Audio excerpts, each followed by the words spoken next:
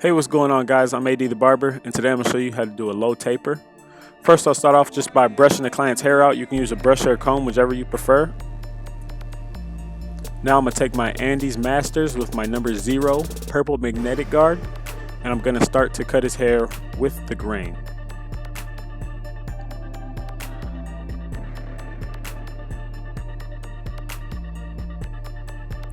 As you're cutting their hair with the grain, make sure you use your brush or your comb and continue to brush the hair down or comb the hair out just to get rid of all the loose hair that you've already cut off. Also, remember when you're cutting the hair with the grain that you examine the head before you start to cut so you know if they have any swirls in their head, so that way you don't accidentally cut any bald spots in their hair.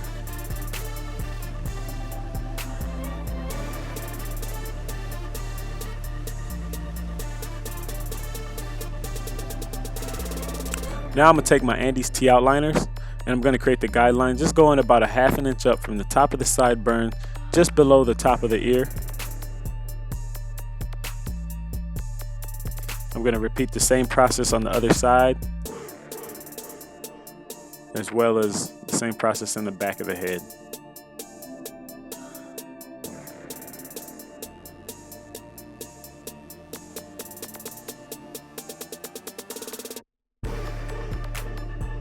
Now, as you see, when I get to the back of the head and I'm doing my guideline, I'm not cutting all the way over to the edges. I'm just making like a small arch, and that's just for lineup purposes.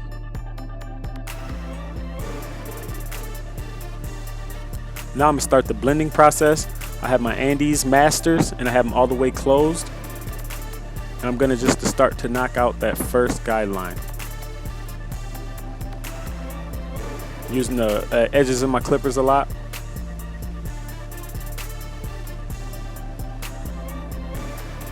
And now I'm going to move up to the third mark. And I'm going to do the same process as I did. Still not going really high, just staying on that same line that you basically created. And just start to blend that hair out.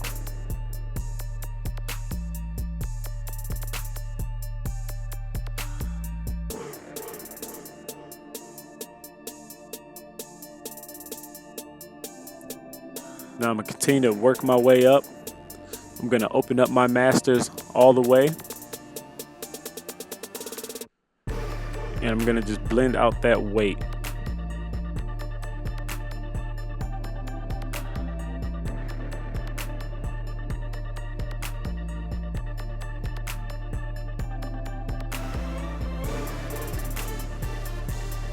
If you're new to tapering, just make sure you take your time and you use the edges of your clippers a lot. You always want to use those corners. Those corners will help you keep the taper low compared to using the middle of your clippers. It's a wider part and it's easier to make mistakes and accidentally raise the taper higher than what you really want.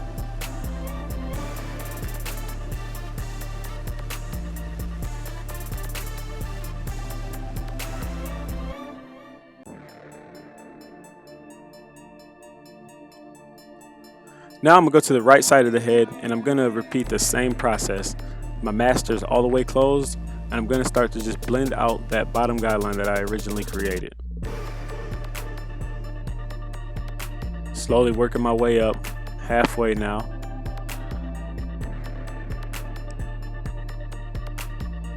Not really trying to create a new guideline, just want to blend out the one that currently exists.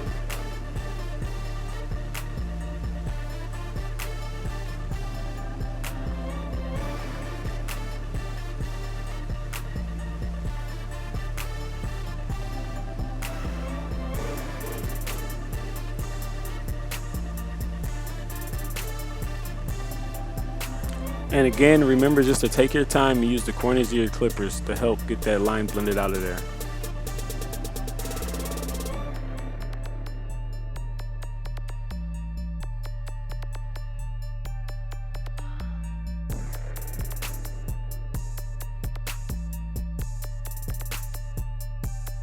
Now when I start my back taper, again, like I said, I'm not going to start totally on the edges. I have my masters all the way closed. And I'm just going to work that middle part, sort of where I made the small arch. I'm start to work that out. And as I get higher, I'll work out to the edges. I want to keep those edges for when I come to my lineup, so you still a defined line in the back of the neck.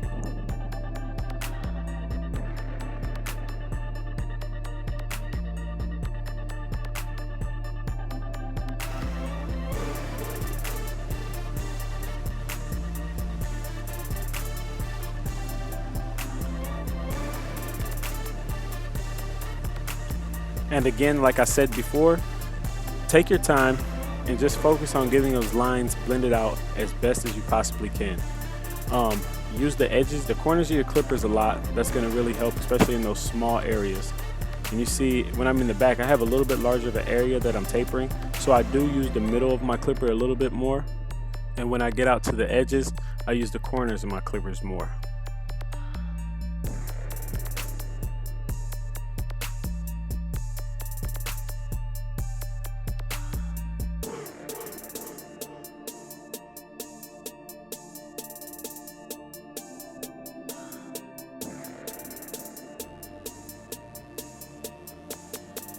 Now I'm going to take my Andis Masters purple magnetic guard number 0, and I'm just going to go in, I'm just going to close them, and I'm going to blend out just the extra weight above, just to smooth out that taper in the back a little bit more. And you can also do this process on the sides if you don't feel you got your taper as smooth as you think you can get it.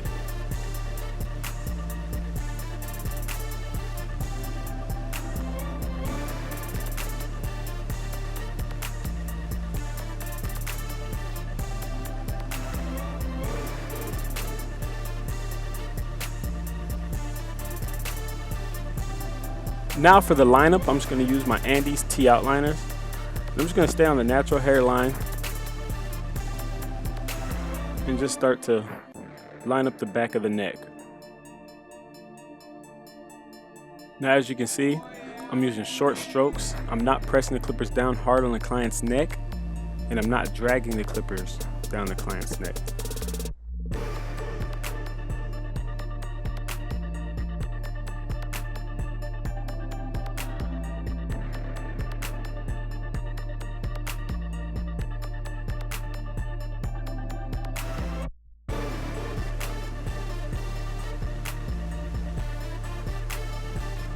Now when I move to the curves of my lineup, I just like to use the T part of my blade.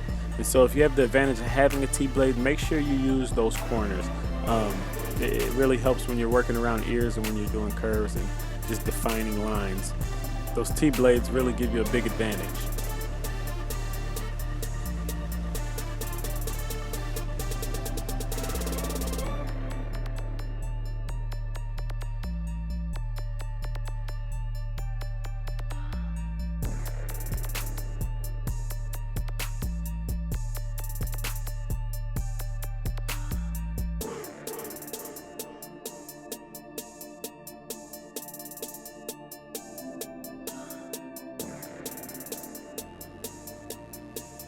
Now when you get over to the right side, you want to do the same thing you did on the left side. The goal is to try to make this lineup as symmetrical as you possibly can.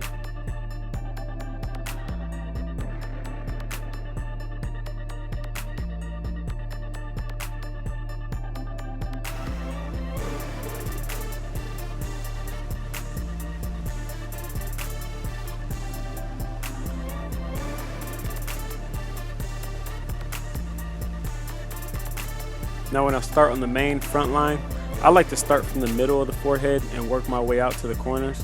It's just my personal preference. I know barbers that like to start from the corners and work their way to the middle. Just do what's comfortable for you.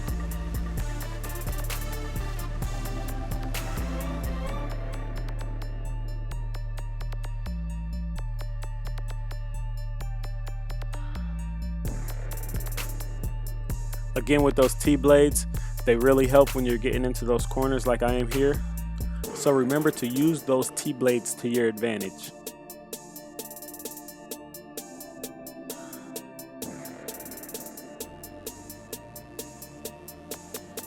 And a couple great techniques to always make sure that you got your line as straight as you possibly can get it is to always face your client into the mirror. The mirror will always give you a true look of if your fade's faded out or if your line is straight. And also take a couple steps back and just have your client look straight up at you. So that's it for this video. I hope you guys enjoyed it. And and I hope you learned something. If you got any questions, make sure you let me know. Hey, make sure you guys tune in every Sunday, Tuesday, and Thursday for new videos. Sundays I'll be doing product reviews, Tuesdays I'll be doing haircut tutorials, and on Thursdays I'll be teaching you guys the business of barbering, as well as doing clipper vlogs, explaining how to fix clippers, anything else random you can think of. So make sure you tune in on those days. Peace.